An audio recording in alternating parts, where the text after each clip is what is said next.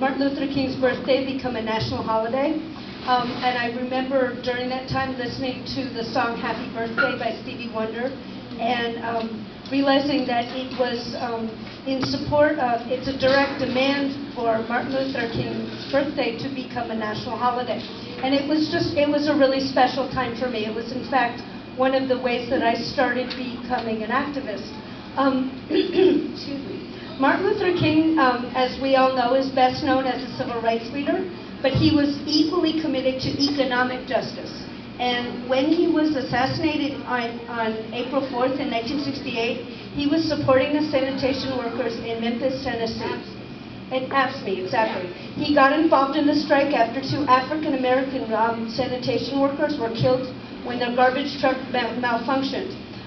There were no benefits or no workers' compensation offered to their families.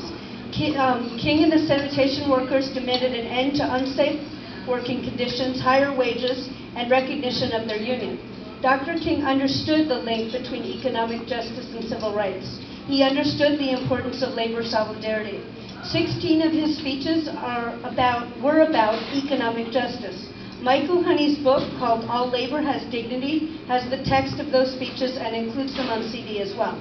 In December of 1961, Dr. King gave a speech to the AFL-CIO convention calling for an alliance between African Americans and the labor movement, or between the civil rights movement and the labor movement.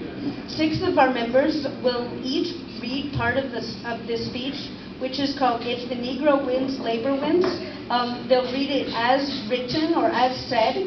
Following the speech, we will be viewing an excerpt from a film called At the River I Stand, which is about the sanitation worker strike. So I'd like to introduce our speakers, who will be Bob Levine, Michael Kolka, Bruce McFarland, Carol Lutness, Patty Sulpizio, and Barbara Wilson. Bob?